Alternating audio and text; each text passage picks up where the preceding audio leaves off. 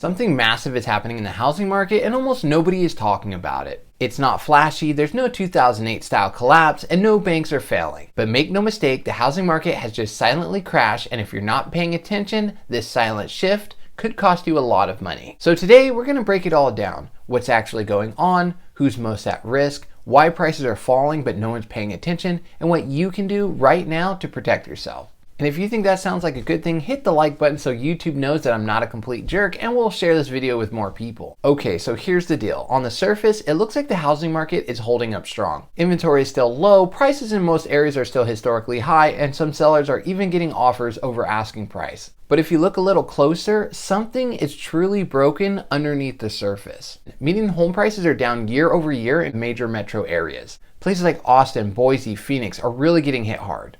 But even though these numbers are clearly present, the media seems to be portraying this as the market cooling down or slowly softening. But I'm not here to play games, so let's just keep it real. The housing market has silently crashed and the numbers back it up. This isn't your typical crash like 2008 where prices nosedived and houses all over the US were selling for half price. No, instead, this is a slow moving crash, and let me explain in more detail. Right now, we're seeing the lowest number of home sales in over a decade. Not because there's no demand, but almost nobody can afford to buy a house with interest rates where they're at today. That's why the president has done everything he can to get Jerome Powell of the Fed to lower the interest rate. I think he hates me, but that's okay. Mortgage rates are currently around 7%, which is about double what they were just a few years ago. And when you combine that with crazy high prices, buyers are beginning to say enough is enough. So what's happening now? Well, buyers can't afford to buy and sellers are avoiding selling even when they have tons of equity, because when you go from a 3% to a 7% interest rate, your mortgage payment could be more even if you have a substantially lower mortgage. Well, what about investors? Well, they're sitting on the sidelines waiting for better deals or quietly trying to get out before all of this hits the fan. The results of all this, a housing deadlock. The number of houses selling is plummeting, but the prices aren't dropping fast enough to make headlines. So while it looks like the market is cooling, in reality, it's seizing up. Here's where it gets even weirder. Because sellers think that inventory is low, they still continue to price high. And sure, some homes do sell at those prices, but most of them don't, causing a problem for them and for future listings. These overpriced listings sit for an extended period of time until they are unlisted or the seller begins to aggressively lower prices over and over again until it's eventually sold. That means the actual price, what people are paying, is quietly dropping. Redfin data shows that over 1/3 of homes on the market today have had at least one price drop, and in some markets that number is over 50%. Even in the hot markets like Texas and Florida, we're seeing stealth market corrections every single day. Builders offering $30,000 plus incentives, investors offloading Airbnbs, flooding certain markets, and longer than usual days on market. So who's most at risk in this silent crash? Number one is recent buyers, those who bought from 2021 to about 2023. If you bought at the peak of the market with a low down payment, you're likely already underwater. That's not fear mongering, that's just basic math.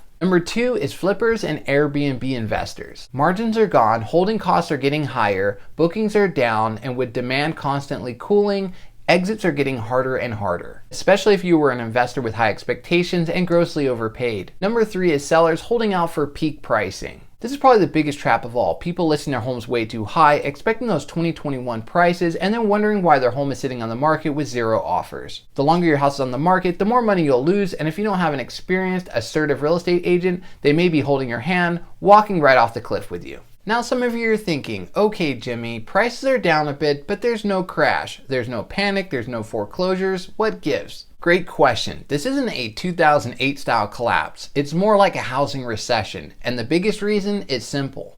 Homeowners are not being forced to sell. In 2008, people lost their jobs, they couldn't make their payments, and the banks foreclosed. Today, most owners are sitting on tons of equity, ultra low rates, they don't have to sell, so they simply don't. But that doesn't mean that prices aren't falling. They are. They're just falling slowly and silently. And what makes this time so dangerous? Because a slow correction doesn't trigger the same fear, therefore it doesn't make headlines and people don't adjust their expectations until it's too late. Now let's talk about geography, where it's worse and where it is not. The crash is hitting some markets harder than others. With some of the hardest hit is Austin, Texas, Boise, Idaho, Phoenix, Arizona. These were the pandemic boom towns, and now they're giving all that sweet equity back, one bite at a time. The markets that are more stable, Midwest cities like Cleveland, Cincinnati, and Indianapolis. Some East Coast markets with slower appreciation, and areas with strong job markets but slower price run-ups. If you're in one of these markets, this may feel more like a slowdown, but don't get complacent because no market is immune if rates continue to stay high. Okay, so what happens next? Let's look at a few possibilities. Scenario 1, the rates drop fast. If the Fed cuts aggressively or we have a recession, mortgage rates may fall. That may reignite demand and put a floor under prices,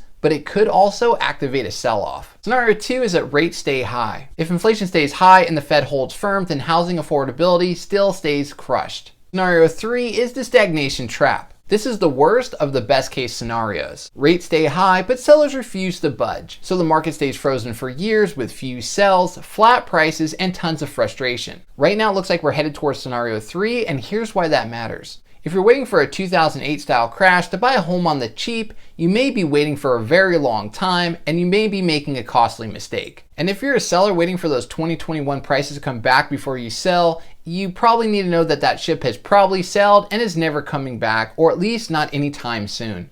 Alright, so what should you do right now? If you're a buyer, don't rush, but absolutely be ready. Focus on monthly payment rather than price. Negotiate hard. Ask for seller credits, rate buy downs, and repairs. Look for motivated sellers. Long days on market, vacant houses. If you're a seller, be realistic. Price accordingly for today's comps, not your Zillow dreams. If you're moving anyway, consider cutting the price early rather than waiting for something that's likely not to come. Consider renting it out if you can cash flow, but run these numbers carefully and consider the work that goes along with this. If you're an investor, be patient but opportunistic. Focus on cash flow and not appreciation. Watch out for distressed assets, which could be Airbnbs, small multifamily, and flips gone wrong. Take advantage of creative financing when you can make that available, such as owner carries, subject to, and other financing options that regular people just aren't even considering. So yeah, the housing market did just crash, but not in the way that most people think. It's not loud, it's not dramatic, but yes, it is real, it is painful, and it's happening right now. If you found this helpful, watch this video now to learn more about the current housing market. And good grief, because at the time of filming this video, this is only my third video. I have 0 views on anything, and I have 0 subscribers, so please hit the subscribe button to be one of the first.